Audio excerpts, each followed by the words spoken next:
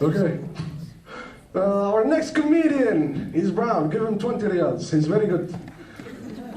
Amazing dude from India. Been performing with them since the beginning. Please welcome to the stage, Subeer.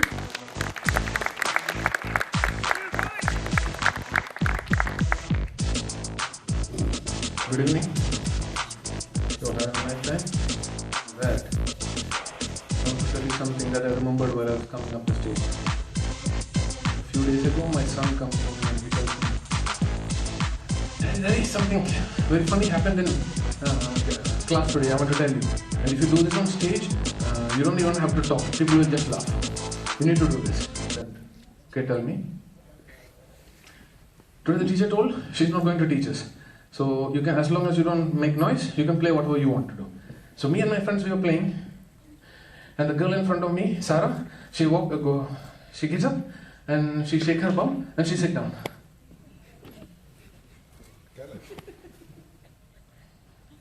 Listen, buddy, you're in 2nd grade. Enjoy it as long as it lasts. Because few years from now, your idea about funny is going to change. And then she gets to decide if you're going to have fun or not.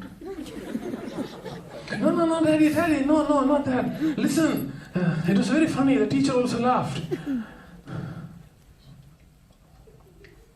Come here. What did the teacher say? She said, "Sarah, don't do that in front of the naughty boys." Come here.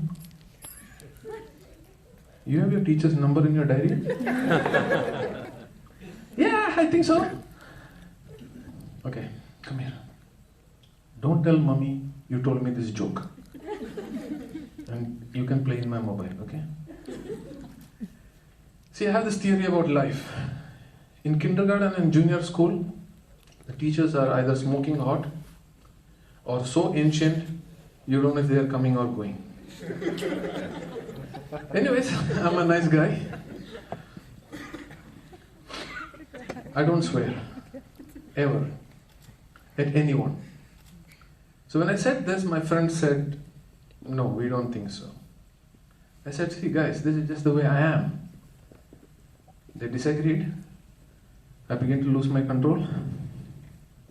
And I told them firmly, "You better shut your fin mouth, or I'm going to smash your dumb face into the freaking wall." I know they didn't agree with me, but at least we didn't have an argument all night now. So I'll just clarify for better understanding. I don't swear, I just add some sentence enhancers. And I'll show you how this works. It works like a charm, yeah? My manager's name is Gary. Once a month he comes to office before us, somehow. And then we have to go and try to make excuses and So one day I'm late, and I go to Gary's office, and my Qatari colleague, Hamud, is there already trying to explain his way out of the situation. "Yeah, Gary, outside full of Gary, yakhi." And for those who don't get the reference, a lot of local words come from the Indian language, like chapati, paratha, and karak. And in the local usage, gari comes from gadi in Hindi, which is car. So he's trying to explain to my manager Gary, because he can't say Gary properly, yeah? So he's like, "Yeah, Gary, outside full of Gary. I know different Gadi, but still Gary.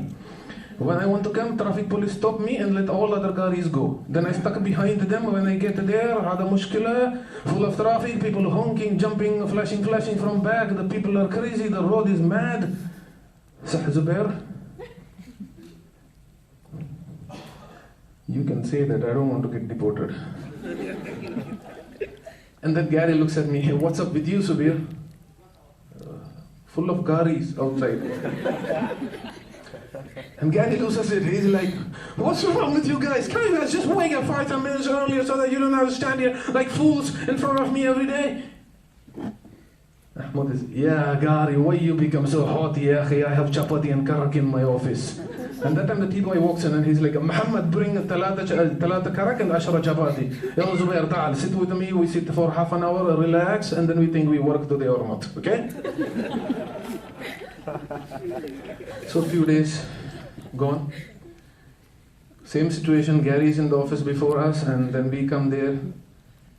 So I go into the office and Gary asks me, "What's wrong with you, Subeer?" And I remember something.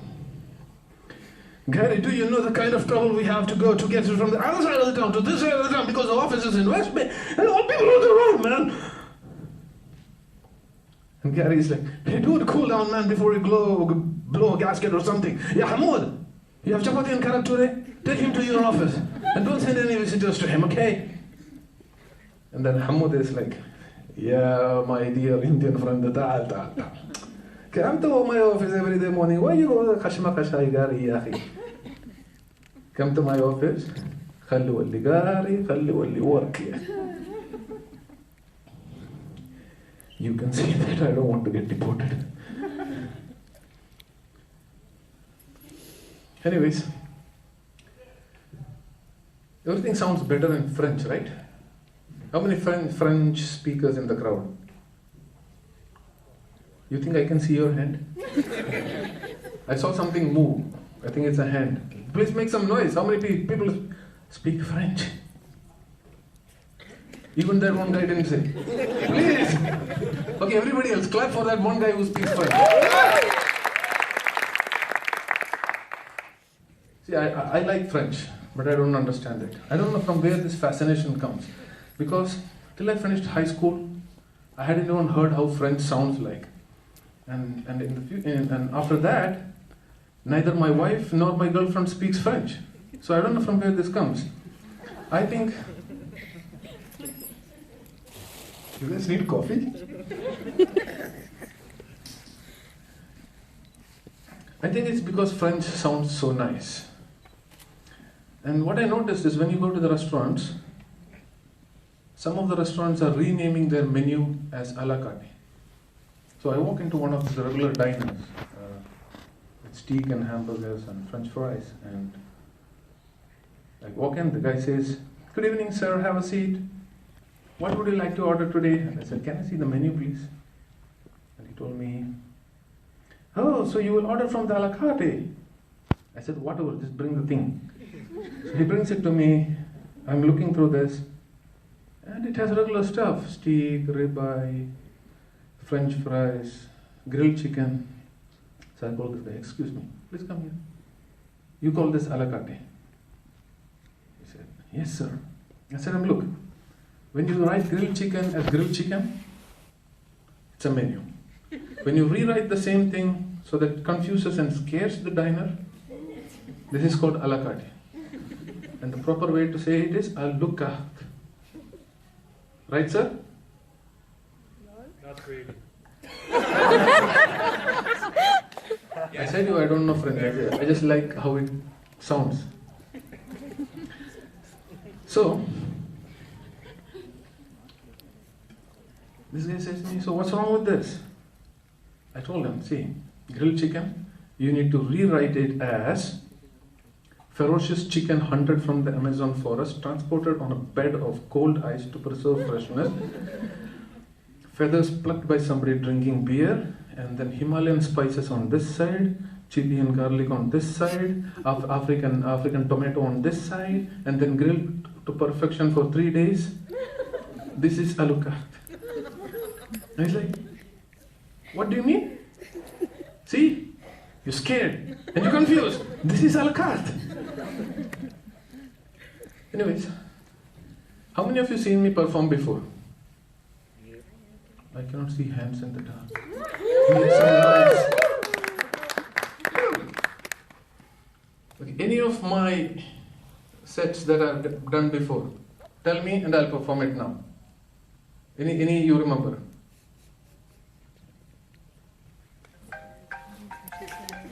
Everyone is sleeping. So I'll do one myself. How many of you got stuck in traffic last Monday? Nobody? Okay, make a big round of applause. How many of you got stuck? I'm going to 3 of you. Okay, the next day in the office, half day we were discussing how to make the road planning of Qatar proper. If they made a road from here, over a bridge over the sea, and this went on, and everybody comes to the office and like, when did you reach home yesterday? 8 o'clock. And about you? I didn't go home. So everyone was stuck. And at one point in time, it got so bad. The guy who was behind me, stuck in traffic, had an epilepsy of the finger. Now, I'll tell you what happened. Okay, we are stuck in traffic. There's a car in front of me. This side is the footpath, and my little tiny car can't jump over the footpath. And there's a white Land Cruiser right behind me, so I thought he wanted me to move. But then I realized he wasn't having an epilepsy of the finger, so I wanted to call the ambulance, but I didn't. Because how are you going to explain on the phone that somebody is having an epilepsy of the finger? Like, I mean, you can't explain, so I keep the phone down and I said, enjoy.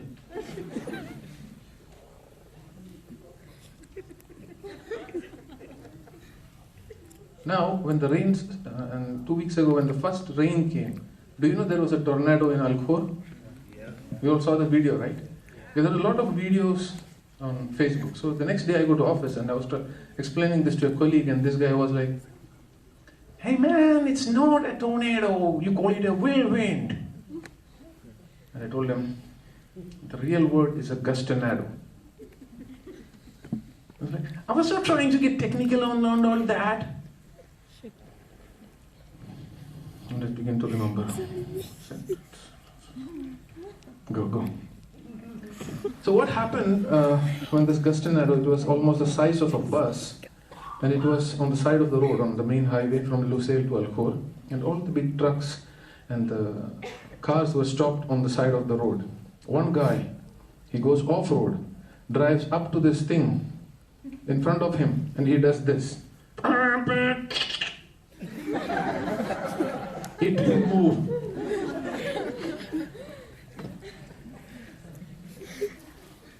I'm not making this up. The video is there on Facebook.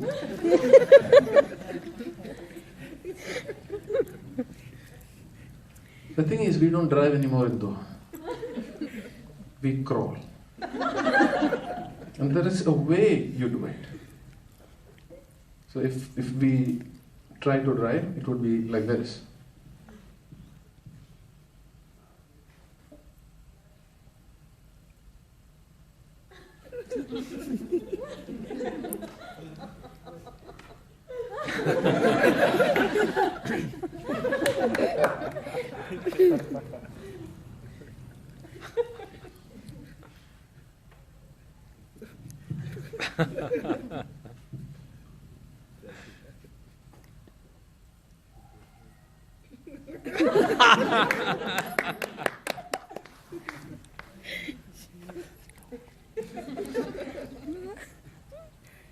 And then you put updates on Facebook. So at least when you put update on Facebook, write a whole sentence so that when I'm stuck in traffic and I'm checking my Facebook, I don't have to figure out like hashtag stuck in traffic, hashtag cop is asking me to move, hashtag let me post this update. And the selfie thing has gone so crazy. I was standing in the checkout line in Dubai and getting to the flight, and there was this girl in front of me who was flipping through her passport, so I was just trying to look which all countries she must have gone and all that. And I see her passport photo looks like this. I mean, who does that? So I am like, excuse me, what were you thinking? I don't know, they said they want a new photo, I went to the studio, and when the flash come, I don't know what else to do, so I do. Thank you, good night.